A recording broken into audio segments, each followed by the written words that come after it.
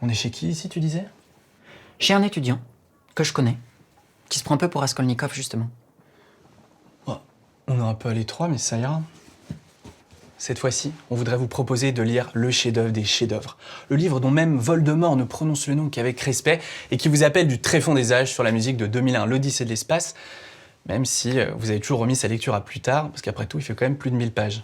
Cette fois-ci, on voudrait vous proposer de lire Crime et Châtiment. Naturellement, un livre comme ça crée beaucoup d'attentes.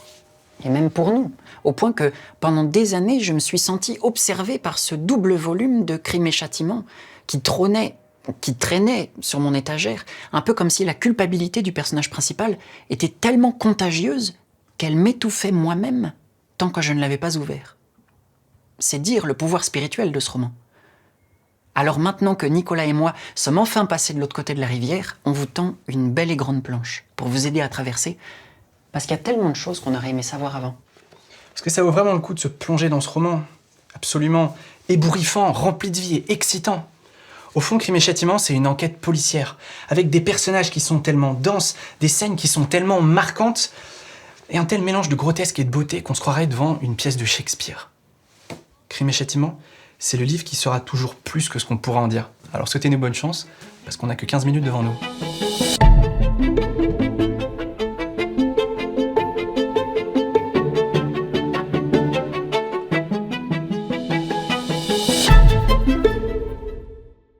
Crime et Châtiment est un roman de l'écrivain russe Fiodor Dostoïevski, publié initialement sous la forme de feuilleton dans le périodique Le Messager russe tout au long de l'année 1866. Dans ce roman, Raskolnikov, jeune homme endetté, assassine une vieille usurière. Crime et Châtiment, c'est l'enquête qui va relier le crime au châtiment annoncé par le titre. Mais ce crime en est-il un? Et l'assassin est-il coupable? Dostoïevski questionne la morale, le bien, le mal, et la structure feuilletonnante du roman soutient ce questionnement. Autour de Raskolnikov, le personnage principal, il y a Dounia, sa sœur, Sonia, une prostituée dont il tombe amoureux, Porphyri, le juge d'instruction qui le poursuit, Razumikine, son meilleur ami. Tout comme le héros de son roman, Dostoïevski a connu la déportation en Sibérie. Notre histoire se déroule en 1865. À l'époque, on ne peut pas tellement dire qu'il fasse bon vivre à Saint-Pétersbourg. L'hiver, comme tous les hivers, a été glacial, brumeux, et dans les premiers jours de l'été, quand une chaleur lourde vient s'appesantir sur la ville, le soleil refuse même de se coucher. C'est que la ville est bizarrement située. Elle est tout au nord de la Russie, sur des marécages en bordure de la Finlande, où, 150 ans plus tôt, le tsar Pierre le Grand est venu chercher un accès à la mer. Lui qui détestait Moscou, qu'il trouvait vieillotte et mal élevée, il s'entoure d'une armée d'architectes et d'urbanistes qui lui bâtissent enfin une capitale rationnelle, dont on raconte que les pilotis sont plantés dans les corps de 10 000 ouvriers. Pour peupler sa ville, il oblige les familles nobles de Moscou à venir s'y installer avec toutes leurs maisonnées. Et bientôt, les palais impériaux s'alignent le long du fleuve Neva. Et de là, il défie les capitales prétentieuses de l'Europe. Sauf que la ville a une nature explosive. D'abord, des vents violents venus du golfe de Finlande refluent la mer à plusieurs reprises dans les eaux de la Neva qui débordent, littéralement. Les eaux usées finissent par stagner, elles se mêlent à l'eau potable. Le choléra frappe la ville plusieurs fois. Ensuite, le milieu du XIXe siècle est marqué par une vive agitation politique, avec des insurrections partout en Europe.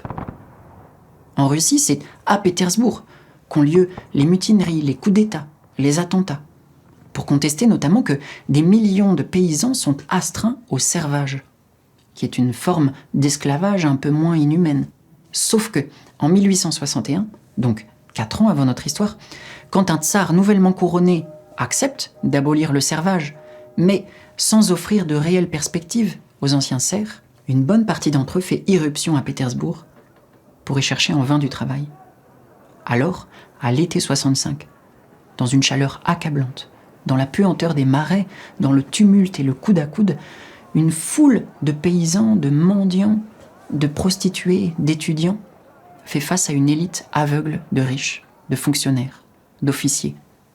La ville est littéralement submergée. Chaque semaine, paraissent des nouveaux journaux à 3 sous qui critiquent l'autocratie du tsar, qui réfléchissent aux moyens d'action. Chaque semaine, ils mettent la clé sous la porte.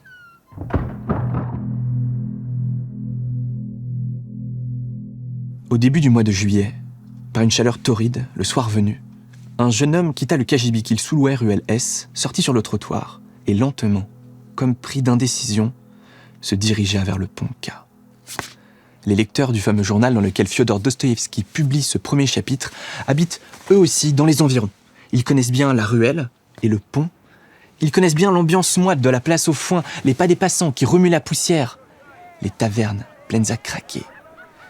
S'ils croisaient Raskolnikov, ils ne remarqueraient probablement pas ses haillons, ni qu'il a honte de son chapeau troué. On dirait qu'à tout instant, il va s'effondrer sur le sol. C'est un fantôme qui traverse la ville. Quelqu'un qui voudrait bien disparaître du monde des vivants et qui fait tout pour ne pas se faire remarquer sur le chemin qui le mène chez une prêteuse à gages, une vieille usurière à qui il vient confier son dernier bien, la montre de son père. Depuis 30 jours, il n'était pas sorti de chez lui. Depuis 2 jours, il n'a pas mangé. L'immeuble de l'usurière lui paraît réellement énorme. On dirait qu'il va l'écraser. Dans l'état de fatigue nerveuse extrême où il se trouve, rien n'est normal dans ce tableau. Il fait trop sombre dans la cage d'escalier, le tintement de la sonnette est trop faible. Quand la porte s'entrebâille, ce n'est qu'une fente minuscule. Et même l'usurière, avec ses petits yeux aigus et méchants et ses cheveux gras d'huile, a tout d'une créature imaginaire. On sait bien que c'est Raskolnikov qui va commettre un crime, mais en lisant ces premières pages, on en vient presque à douter. Pourquoi alors est-ce qu'à chaque coin de rue, il regarde derrière son épaule? Pourquoi est-ce que l'angoisse l'étouffe? On croirait presque que c'est lui qui va mourir. C'est ça le moteur de l'histoire. Il y a un crime qui est commis au début du roman, dans des circonstances terriblement grotesques, et à partir de là, il va s'agir pour Raskolnikov d'échapper au châtiment annoncé par le titre. D'un côté, il est menacé par l'enquête de police, menée par un drôle d'inspecteur très rusé, Porphyri, qui tisse sa toile petit à petit. Raskolnikov doit aussi compter avec Razumikine, son meilleur ami, qui est toujours dans ses pattes, qui n'est au courant de rien, mais dont la naïveté envahissante manque à plusieurs reprises de le dénoncer par mégarde. Et puis, Raskolnikov chancelle un peu aussi avec l'arrivée à Pétersbourg de sa mère et de sa sœur, qui fuient la maison d'un patron injuste et qui sont assidûment courtisés par un louche homme riche, Lougine. Et tout ça, ou presque, a lieu dans un minuscule espace, une chambre d'étudiant qui, d'après le narrateur, tient plus de l'armoire que de l'appartement.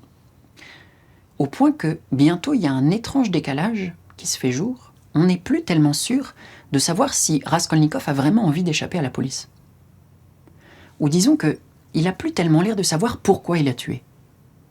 On pourrait penser que c'est pour l'argent, et c'est vrai que c'est justement pour sortir de la pauvreté que sa sœur est prête à épouser Lougine. Sauf que, immédiatement après son crime, Raskolnikov s'enfuit de l'appartement à toute vitesse, et les 3 sous qu'il a emportés, il les a enterrés dans un terrain vague.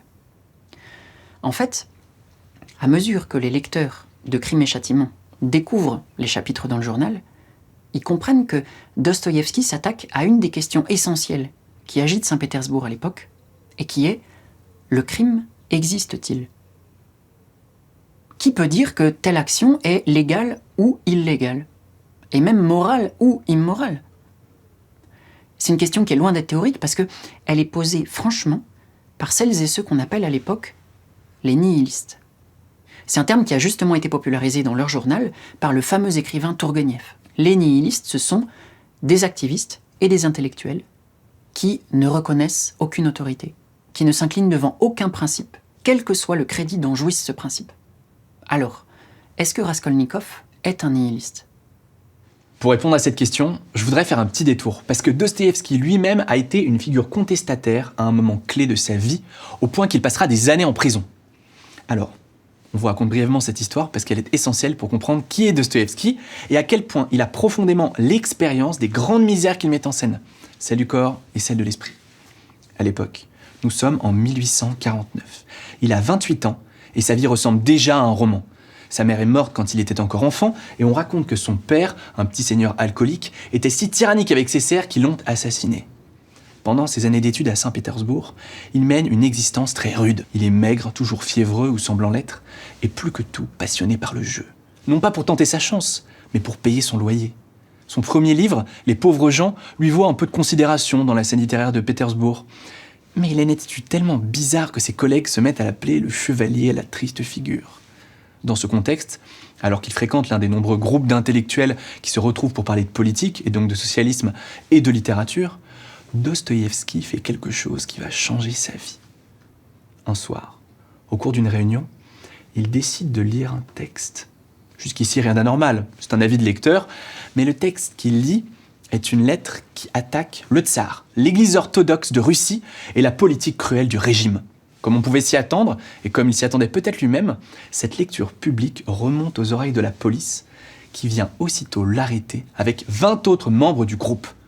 Après 8 mois de prison, on lui annonce qu'au matin du 22 décembre 1849, ils seront tous fusillés sur la place du palais de Saint-Pétersbourg. Ce matin-là, malgré un froid insoutenable, une foule compacte est venue assister à l'exécution des intellectuels. Dostoïevski est debout dans la neige. Il sait qu'il sera le 6e à passer. Les soldats se tiennent prêts, avec leurs fusils sur l'épaule. Et voilà qu'au milieu de ce silence de mort, un drapeau blanc est agité. À la toute dernière seconde, on annonce que les prisonniers sont graciés par Nicolas Ier. Le tsar lui-même a organisé cette mascarade pour leur rappeler qu'il assure eux droit de vie et droit de mort. Les intellectuels iront purger leur peine en Sibérie. Alors moi, j'aurais tendance à penser que l'événement le radicaliserait, qu'il le pousserait vers la rébellion ou même vers le terrorisme. On raconte qu'un de ses collègues est tombé dans la folie ce matin-là. Mais ce n'est pas le cas de Dostoïevski. Sur la route du Bagne, une vieille femme, une ancienne insurgée du grand coup d'État raté de 1825, lui confie un petit livre. C'est le Nouveau Testament. Et pendant ces 4 ans de bagne, et puis les 6 années qu'il passera comme garde-frontière aux portes de la Mongolie, entre 2 crises d'épilepsie, il va le lire, le relire et le re-relire. Peut-être que vous l'avez remarqué, dans les livres de Dostoïevski, les personnages sont ou riches, ou oisifs, ou prêtres, ou mendiants, ou mystiques, ou intellectuels, ou rentiers, ou retraités, ou policiers, ou visionnaires, ou fonctionnaires, ou vagabonds. Le monde de ces livres est très moderne et en même temps très archaïque, plein de vieilles croyances et d'anges à 6 ailes, au beau milieu d'un tissu social qui se délite et où le visage du vieux Christ n'apparaît plus que sur celui des pauvres. Il y a toujours un cierge qui brûle quelque part et des vieux poèmes qu'on psalmodie. Il faut dire que c'est une foi qui n'a pas grand-chose à voir avec celle qu'on observe aujourd'hui, en France comme en Russie. Mais pour moi, c'est ça la grande beauté de ces livres, c'est qu'ils réactivent une idée très ancienne, qu'on trouve dans la mystique médiévale autant que chez les penseurs soufis, et qui est que la profonde vérité, l'essence des personnes, ne peut se saisir que dans le très haut et dans le très bas. Vous voyez, les personnes qui sont très hauts doivent être jetées à terre, et ceux qui sont très bas doivent être élevés.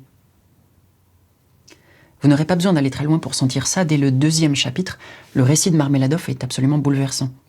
Ce vieil ivrogne qui, en quelques jours, est passé de la félicité à la plus grande déchéance, et dont la bouche, baignée de larmes, raconte que, au jour du jugement dernier, au grand désarroi des raisonnables, son Dieu l'appellera à lui, et alors, dit-il, tout le monde comprendra. Pourquoi Dostoïevski a-t-il un tel renom ? Parce que ces personnages ont l'air d'apparaître depuis une partie cachée de la réalité. Certes, celui de la jeune Sonia, prostituée malgré elle, n'a pas très bien vieilli. Je trouve, et là, on reconnaît un peu la marque du 19e siècle. Mais, laissez-moi vous présenter Katerina Ivanovna. Dans une scène proprement hallucinante qui sûrement va longtemps me marquer. On est dans la 5e partie du livre. Elle organise un repas de funérailles pour Marmeladov, son mari, qui a été écrasé par une calèche. C'est pour ça qu'on vous parlait de Shakespeare tout à l'heure, c'est que c'est une scène qui part dans tous les sens et pourtant elle est terriblement tenue. Là encore, on est dans un minuscule appartement, sous le regard narquois de la propriétaire allemande. La pièce est pleine de badauds qui ne disent jamais non à un repas gratuit, même s'ils connaissent à peine le mort, et qui viennent assister au déraillement psychologique de Katerina Ivanovna, qui est entrée dans une colère noire contre la terre entière. Au beau milieu de ce repas très christique, surgit le mauvais Lougine, qui vient accuser Sonia, la fille de Katerina Ivanovna, de lui avoir volé un billet de 100 roubles. Contrairement à de nombreux personnages féminins dans la littérature du 19e siècle, celui-là m'émeut à mort, et vous allez voir pourquoi. Comme Caterina refuse de croire Lugine, Lugine la traite de folle. Quoi?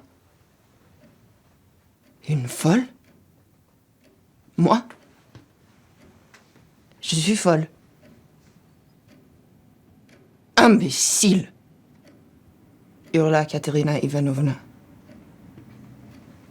Imbécile toi-même. Rat de tribunal. Espèce de vile créature. Sonia. Sonia qui lui prendrait de l'argent. C'est Sonia la voleuse. Mais elle t'en donnerait encore, imbécile! Et Katerina Ivanovna eut un rire nerveux. Vous l'avez vu, cet imbécile? Fit-elle, se jetant de tous côtés en désignant Lugine. Quoi? Toi aussi? Fit-elle, voyant la logeuse. Et toi aussi, bouffeuse de saucisses. Tu confirmes qu'elle vole? Espèce de sale patte de poule prussienne en crinoline. Vous alors.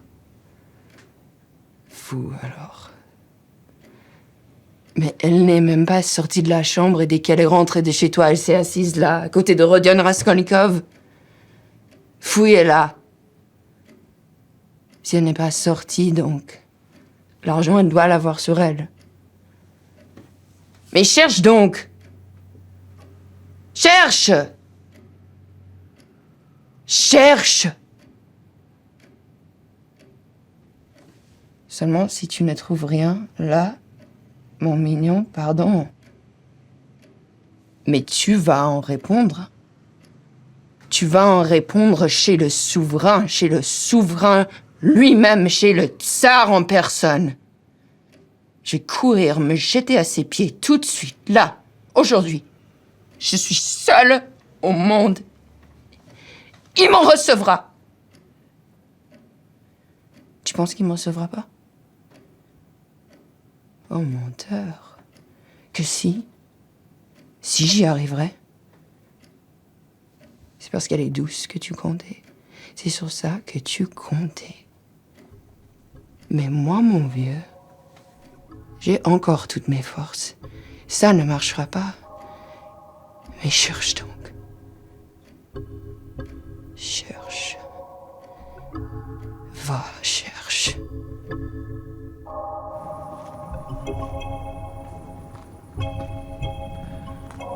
On espère que ce court extrait vous donnera envie de vous lancer dans cette lecture. Et c'est pour ça qu'on ne peut pas finir sans évoquer rapidement la question de la traduction. Comme souvent, selon la traduction que vous choisirez, vous pourriez avoir l'impression de lire deux livres différents. Alors celle qu'on vous recommande, pour tout Dostoïevski d'ailleurs, c'est celle d'André Markovitch, parue chez Actes Sud. Vous pourriez bien vous dire que les autres sont très belles, mais c'est tout le problème. Dans un vieil entretien pour Libération, Markovitch a déclaré « Dostoïevski détestait l'élégance, en particulier celle des Français. Il écrivait avec véhémence sans se soucier de la syntaxe ni des répétitions. Les anciennes traductions ont tout fait pour polisser ce style. » Le beau français n'a rien à voir avec l'écriture de Dostoïevski. Très orale, très proche de la langue du peuple, pleine de termes qui sont à la fois populaires et bibliques. Pour nous qui avons testé différentes choses, je vous confirme qu'il n'y a que la traduction de Markovitch qui parvienne à rendre toute l'énergie, tout le fouillis et le trop-plein d'existence qu'on trouve chez Dostoïevski. Là où le résultat est brillant, c'est que ça n'en devient pas du tout illisible. Au contraire, on visualise d'autant mieux l'état de fatigue nerveuse et de pauvreté dans lequel Dostoïevski laisse courir sa plume pour raconter cette histoire prophétique. À la fin de cette lecture, peut-être que, comme nous, vous constaterez que les frontières entre le monde visible et le monde invisible sont devenues un peu plus poreuses et que la flamme des cierges brille avec un peu plus d'ardeur dans votre chambre d'étudiant.